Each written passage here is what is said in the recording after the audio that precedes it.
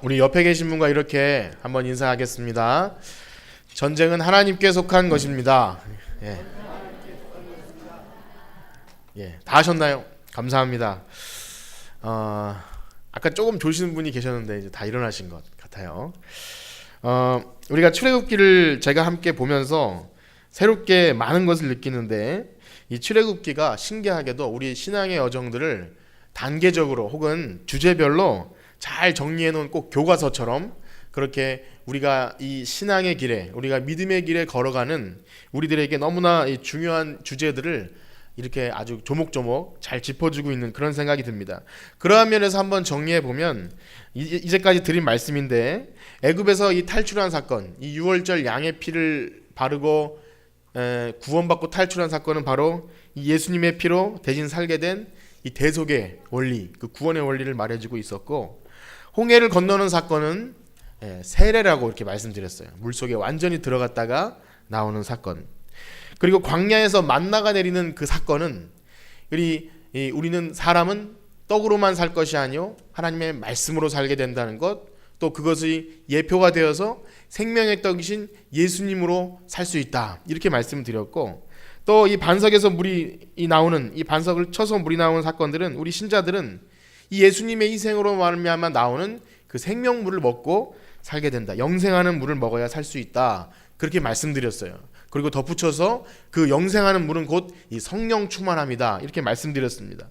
그러니까 이것들이 참 기독교의 핵심적인 우리 이 구원을 얻고 그리고 어떻게 살아가는지를 잘 말해주고 있습니다. 그리고 그것들을 알게 되는 과정이 그냥 우리가 이제 앉아서 배우듯이, 이렇게 학교에서 배우듯이 배우는 게 아니라 삶 속에서 고난을 통해서 이렇게 하나하나 체득하게 하심을 보는 거예요. 그래서 고난은 성도에게 유의라 그랬어요. 고난을 통해서 그것을 통과한 다음에야 그래서 하나님이 이렇게 하셨구나, 이렇게 깨닫게 된다는 거죠. 너무나 중요한 도구예요. 자, 그러면 그 다음은 무슨 단계일까요? 이제 하나님 말씀도 먹었어요. 성령도 충만했어요. 구원도 받고 세례도 받았어요. 그 다음 우리가 통과해야 할 단계는 무엇이 있을까요? 그것은 바로 싸움이라는 거예요. 싸움, 영적인 전쟁을 의미합니다. 그래요. 우리가 에베소서 말씀에서 보듯이 이제 이 믿음의 구원 얻은 성도들이 갖출 걸 다 갖춰요. 그 믿음의 전신갑주를 혹시 기억하십니까? 처음에 어떻게 시작하죠? 진리의 허리띠, 구원의 투구, 그 다음에 믿음의 방패, 성령의 검 말씀, 그 다음에 또 순서는 막 되겠지만 그것이 그림으로 이렇게 그려지죠. 그림으로 제가 빼먹은 게 흉배, 의의 흉배, 다 잘 아시네요. 그런 것들을 갖춘다는 그 전사, 용사의 이미지를 그려서 그것으로 뭐냐면 마귀와 대적하는 거예요. 그러니까 그것이 뭐냐면 이 구약이나 신약이나 마찬가지로 우리 구원 얻은 성도들이 그래도 어느 정도 이제 기본기가 갖춰졌어요. 그래도 성령님이 무엇인지 알고 말씀이 무엇인지 알고 이렇게 뭔가 갖춰졌으면 그 다음엔 뭘 하냐면 마귀를 대적하는 싸움을 해야 한다는 거예요. 우리에게 좀 낯설 수도 있습니다. 하나님께서 그렇게 우리를 구원해 주셔서 시키시는 것이 어떻게 보면 고작 그 싸움 시키시려고 불렀나, 이렇게 좀 낯설게 받아들일 수도 있어요. 그런데 이것은 매우 중요한 것입니다. 우리가 이 싸우는 것은 후에 더 설명드리겠지만 영적인 싸움이에요. 우리가 뭐 육체적으로 막 치고받고 싸우는 것이 아니라 그 싸움을 부르라고 그렇게 군사로 부르신 줄 믿습니다. 왜냐하면 우리가 잊지 말아야 할 것은 우리 이 구원은 이미 얻은 줄 믿습니다. 여러분 가운데 구원을 앞으로 이제 아직 나는 구원 못 받았으니까 열심히 싸워서 얻어야 돼, 그런 의미가 아니라 우리는 구원 얻었어요. 그러나 역시 우리는 구원을 이미 얻었지만 아직 완성된 것이 아니에요. 이 땅에 우리가 살면서 아직 수많은 싸움을 싸워야 돼요. 그 싸움은 우리 내적인 싸움일 수도 있어요. 죄와 싸워야 되고 우리의 유혹과 싸워야 돼요. 또 우리 겉으로는 이 교회가 이 전투하는 교회라고 표현하는데 이 악한 세력과 악한 마귀와 싸워야 되고, 또 하나님은 이 요한계시록에 우리가 전에 봤지만 그 세상의 이 마지막 때까지 그 전쟁을 통해서 악한 마귀를 완전히 괴멸시키는 그 전쟁의 용사로 우리를 부르셨는데 그 일을 통해서 또 싸워야 된다는 거예요. 그래서 우리가 오늘 우리 말씀을 나누면서 중요한 것 한 가지는 하나님께서 우리를 용사로 부르셨다는 것을 믿기를 축복합니다. 만약에 우리가 거기까지 이르지 못한다면 그냥 언제나 유아에 머물러 있는 거죠. 우리는 결국 싸워야 되고 그 싸움에서 중요한 것은 하나님의 임재를 경험한다는 거예요. 하나님이 함께 하셔야 우리가 이길 수 있구나. 오늘 그것을 보게 될 텐데 우리도 이 시간 이 말씀을 통해서 우리가 용사구나. 마귀와 대적하는 용사이고 나의 그 죄의 유혹과 싸우는 그 군사로 우리를 싸워 나갈 때 하나님이 함께함을 경험하는 여러분들 되시길 축복합니다. 자, 그러한 의미에서 우리가 오늘 나누게 될 이 아말렉과의 전쟁은 다 잘 알고 있는 말씀일 수도 있지만 하나님의 이것조차 계획 안에 들어있는 거죠. 이제 구원 얻은 성도들이 어찌 보면 이 시험의 기간을 마쳤다고 볼 수 있어요. 출애굽기 15장, 16장, 17장은 좀 이렇게 뭐랄까 되게 굉장히 힘든 시험의 순간이었어요. 물이 없고 양식이 없고 뭐 이렇게 힘들고 어려운 순간들에서 하나님을 믿는지 안 믿는지 의지하는지 안 하는지를 시험하는 순간이었다면 이제는 뭐랄까요 가나안 땅에 들어가기 위해서 체력 단련을 하는 거예요. 기본기를 갖추고 전쟁을 연습하는 그래서 담대하게 하시고 승리를 경험하게 하시는 겁니다.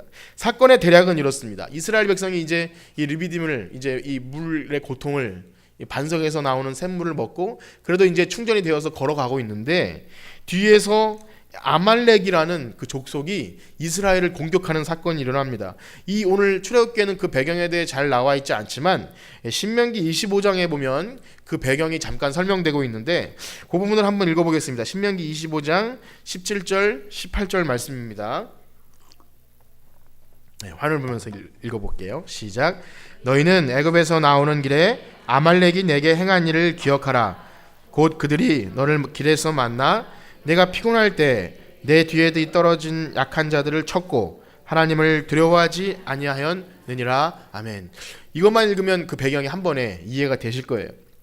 이스라엘 백성들이 이제 하나님께서 준비하신 시험을 통과했지만 광야에서 뭐 어디 주둔지가 있는 것도 아니고 계속 옮겨 다니는 시기니까 지칠 대로 지쳤을 거예요. 그렇게 지쳐서 가고 있는데 이 뒤떨어져 가는 연약한 자들을 뒤에서 뒤통수를 치는 공격을 했단 말입니다.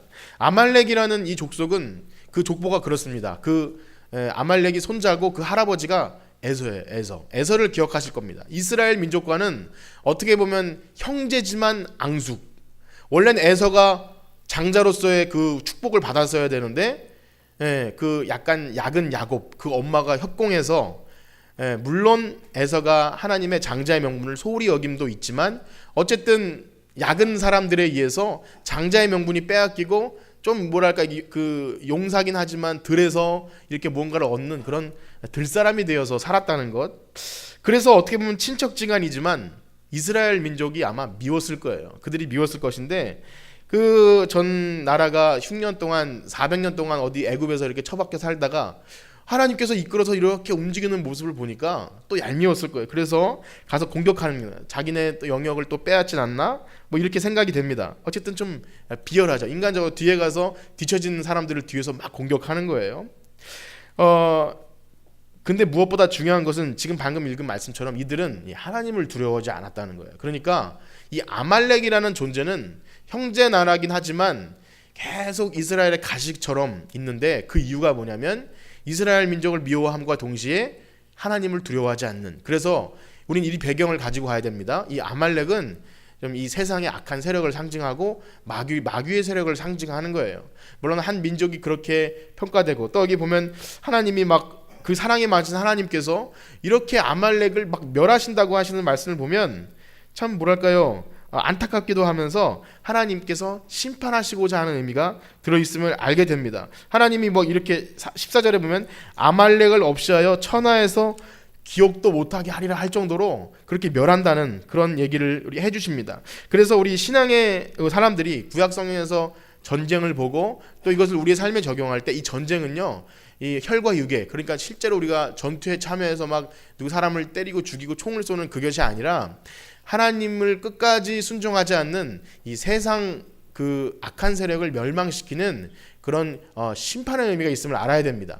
이 전쟁을 시작으로 뒤에도 계속해서 여호수아의 정복 전쟁이 일어날 텐데 그것은 어떤 한 민족 간의 분쟁, 그 땅 싸움 그것이 아니라 여전히 그 외 바로가 끝까지 하나님을 순종하지 않을 때 처참한 결과를 맞이했듯이 하나님의 군대가 이렇게 진행하는데 거기에 대해서 협력하고 혹은 이렇게 하나님을 인정하는 민족들은 비굴하지만 살려주는데 끝까지 대항하는 민족들은 죽임을 당하는 것을 보게 됩니다.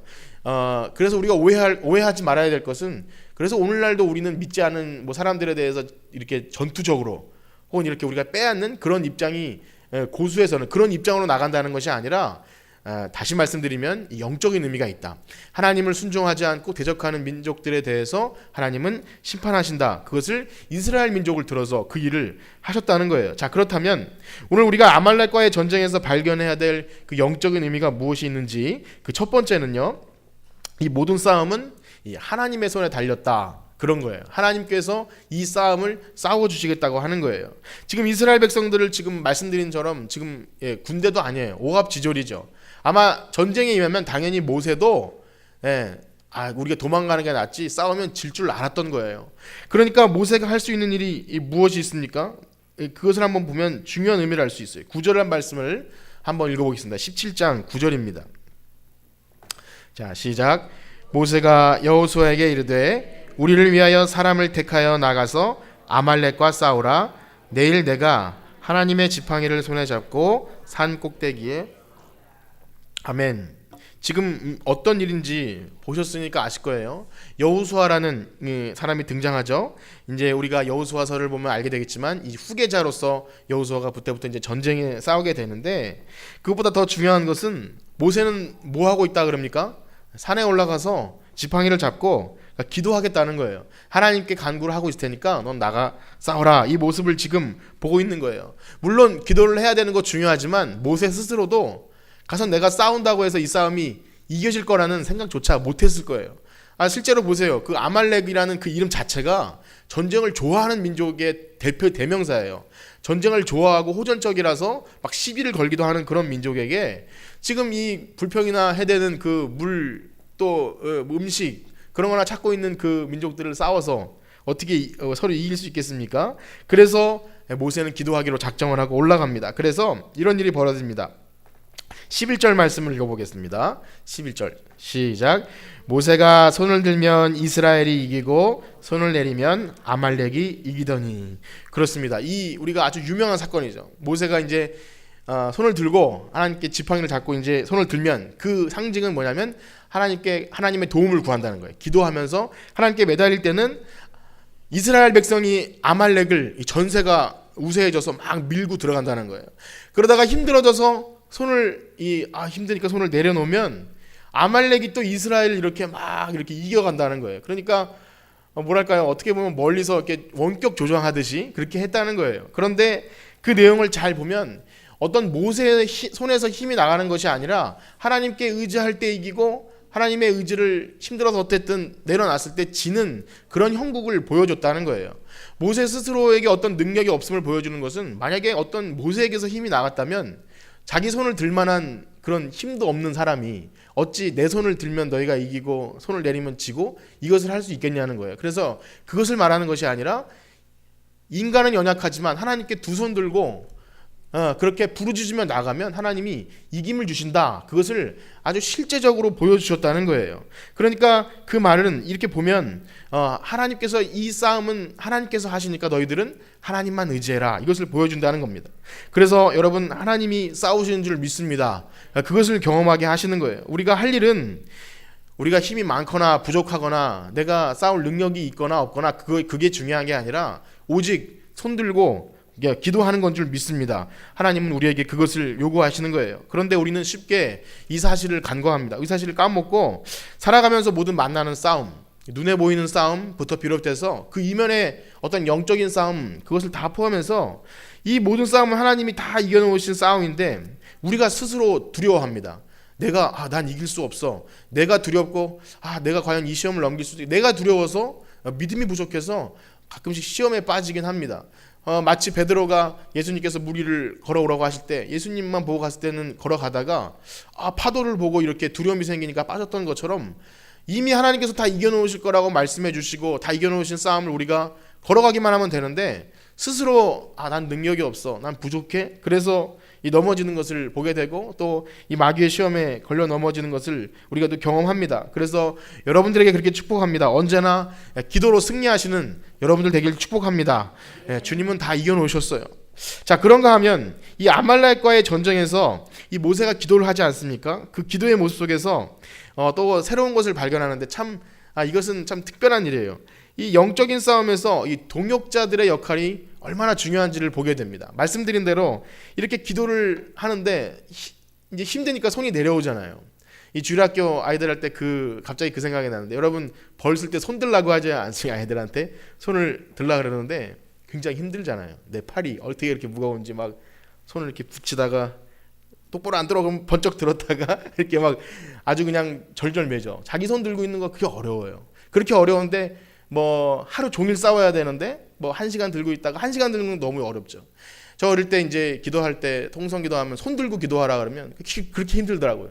기도에 집중할 수가 없어요. 손이 너무 아파서. 그래도 손을 내리면 안 되는 거예요. 그런 경험이 있어요. 어찌 되었든 여기서 말하는 것은 뭐냐면 하나님께 의지하는 것을 표현하는 것이고, 모세가 막 통성으로 기도했다 이렇게 생각되진 않아요. 그냥 손을 들었다고 생각이 됩니다. 그 상징적인 의미인데도 불구하고 손이 내려오면 지고 손이 올라가면 이기니까 무엇이 필요했냐면 옆에 양옆에서 손을 받쳐줄 그 옆에 도움 주는 사람이 필요했어요. 한 명은 모세의 형님인 아론이었고 한 명은 훌인데 아마 이 미리암의 남편일 것이라, 그래서 매형이 되겠죠. 그렇게 들었다는 그런 이야기를 볼 때, 여러분 우리 이 영적인 싸움을 싸워 나갈 때 동역자가 중요하다는 것 우리에게 말해주는 거 있습니다. 그래서 우리를 교회로 부르신 거예요. 이 영적인 전투를 싸울 때 혼자 싸우는 것이 아니라 하나님께서 우리에게 이 교회로 동역자를 붙여주신 줄 믿습니다. 옆에 계신 분 한번 깨워주시면서 함께 싸웁시다 그렇게 한번 흔들어 주세요. 함께 싸웁시다. 조름마귀와 함께 싸웁시다. 감사합니다. 함께 싸워야 돼요.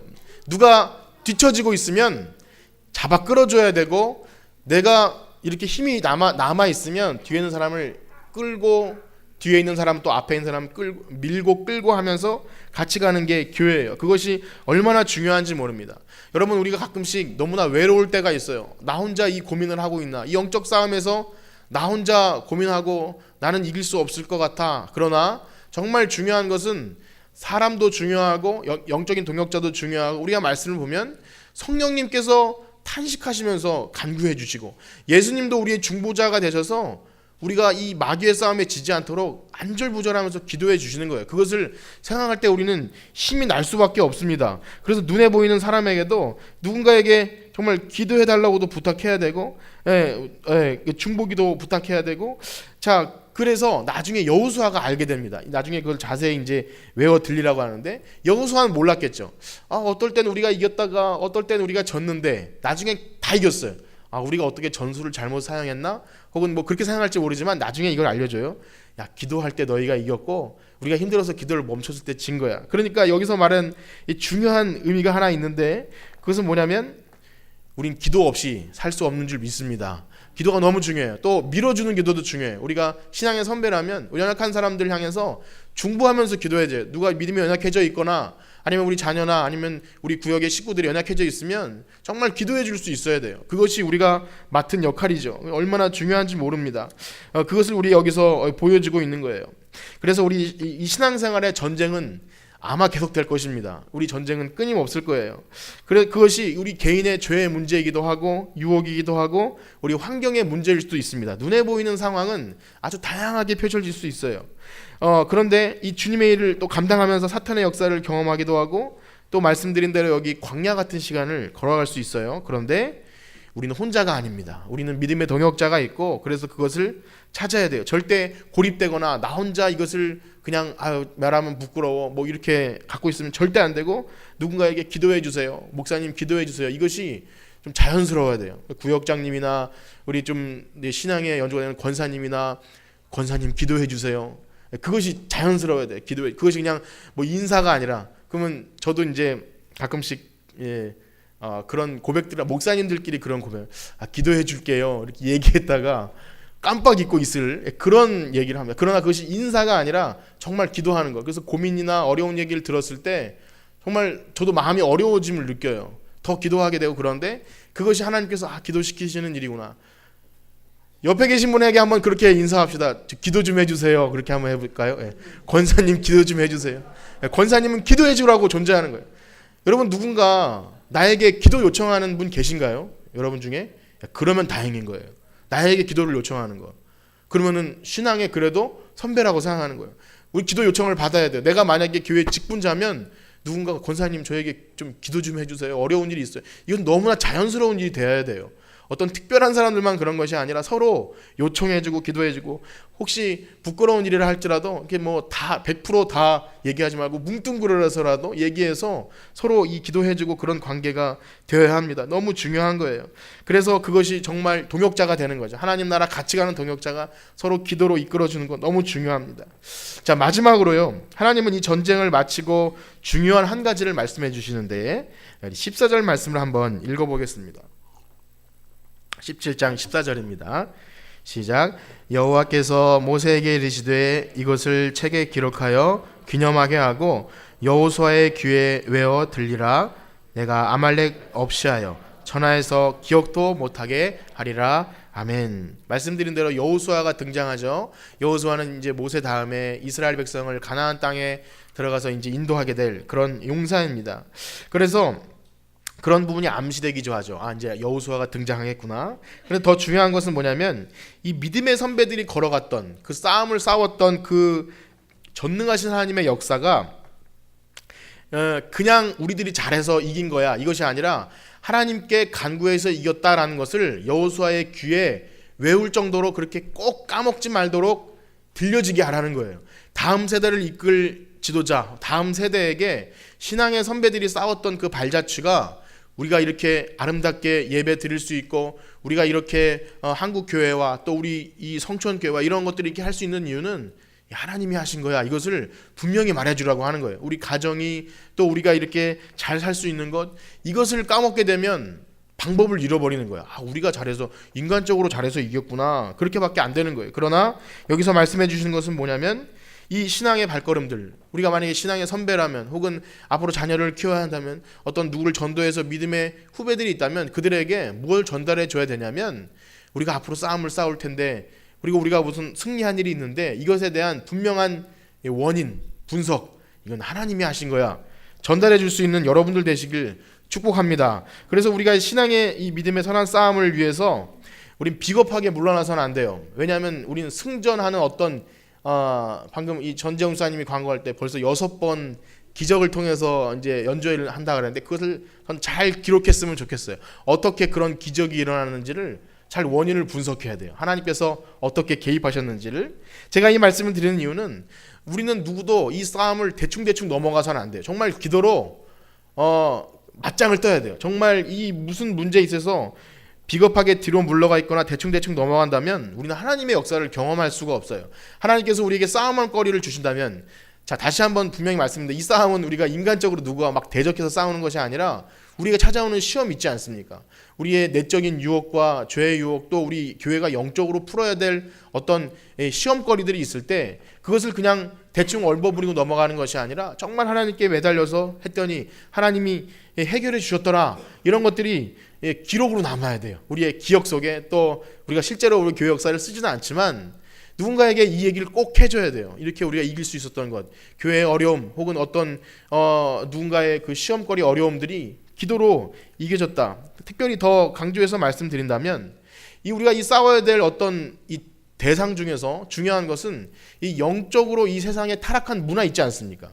우리 앞으로 이 자녀들과 보면은 저도 많이 살지 않았지만 우리 아이들을 보니까 더 너무 두려워요. 어떻게 이 세상의 악한 것들을 내가 차단해 줄 수 있을까? 우리가 차단할 수 없을 거라고 봐요. 얼마나 문화와 이런 이 스마트폰과 이 다가오는 정보들이 얼마나 선정적이고 또 얼마나 우리가 막을 수 없는 것들이 많이 있는지 몰라요. 그것들에 대해서 우린 싸워야 합니다. 우리 끝까지 싸워야 돼요. 세상에 어떤 그런 성적인 타락의 문화나, 아니면 사람들이 당연히 그렇게 추앙하는 어떤 물질 만능이나, 아니면 외모 지상이나, 아니면 성공과 부를 위해서 다른 사람을 누르고 막 이렇게 그것만 취하면 될 것 같이 말하는, 세상에서도 그런 걸 아름답게 여기지 못하는데 우리 믿음의 사람들 속에서 그런 것이 들어오면 우리는 정말 싸워야 합니다. 그것들과 싸워야 되고 대적해야 돼요. 하나님께서 기뻐하지 않은 문화에 대해서 우리는 대적해야 돼요.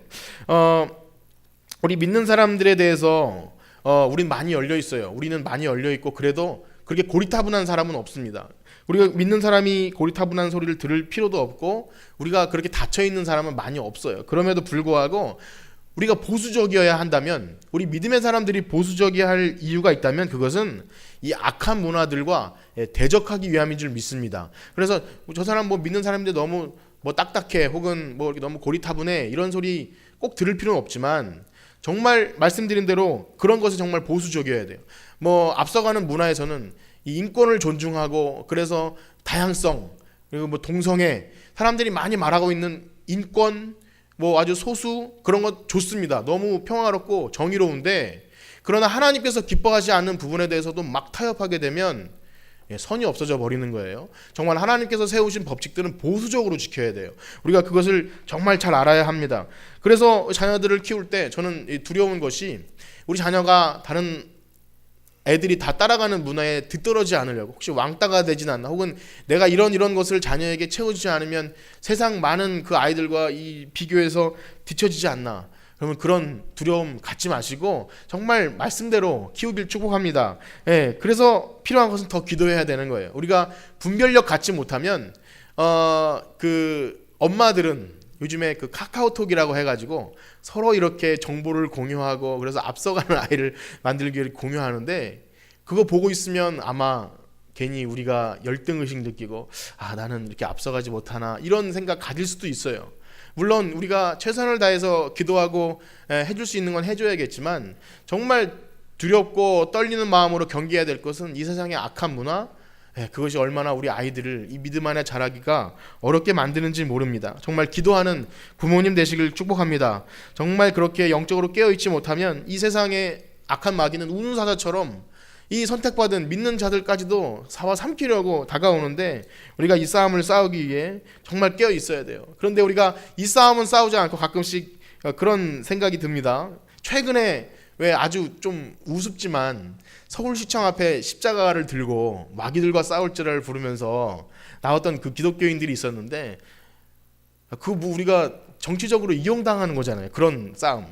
그 다음에 뭐 좀 우습긴 하지만, 만약에 아군과 적군을 구분하지 못하고 교회 내 성도들이나 이런 사람들과 상처받고 싸운다면 굉장히 낭비고 참 미련한 싸움인 거예요. 그런 것들을 다 이렇게 내려놓고 정말 싸워야 할 대상이 누군지 분명히 알아야 돼요. 우리의 싸움은 혈과 육이 아니라 악한 마귀와 싸움인 줄 믿습니다. 우리의 적을 분명히 해야 돼요. 그 대선 토론에 보니까 이런 얘기를 하더라고요. 적이 이렇게 후보자들끼리 이렇게 하면서, 지금 적이 저쪽이 야당 쪽인데 왜 날 공경하느냐고, 뭐 이정희 같다고 이렇게 막 표현을 해요. 그 말은 뭐냐면, 예전에 그 박근혜 대통령을 떨어뜨리려고 했던 야당인데, 말씀드리는 건 뭐야? 적과 아군을 구분하지 못하고 서로 물고 먹으면 서로 표를 깎아먹는 거죠. 지금 이 말씀을 드리는 이유는, 우리가 함께 군사로 부름 받았는데 악한 마귀와 싸우려고 영적으로 이렇게 말씀과 지혜로 갖춰졌는데, 그것 가지고 마귀를 대적해야 되는데 만약에 우리끼리 서로 물고 뜯는다면 얼마나 이 좀 낭비적인 일이겠습니까? 우리는 정말 싸워야 할 대상이 누군지 분명히 알아야 할 줄 믿습니다. 말씀을 마치면서 이 말씀을 한번 읽어보기 원하는데, 우리는 이 군사로 부르심을 받았다는 그 내용입니다. 디모데후서 2장 3절과 4절입니다. 디모데후서, 화면을 보시면서 한번 읽어보겠습니다. 시작. 너는 그리스도 예수의 좋은 병사로 나와 함께 고난을 받으라. 병사로 복무하는 자는 자기 생활에 얼매인 자가 하나도 없나니, 이는 병사로 모집한 자를 기쁘게 하려 함이라. 아멘. 참 좋은 표현이죠. 또 디모데전서에 이렇게 선한 싸움을 싸우라고 얘기하십니다. 디모데전서 6장 12절 말씀.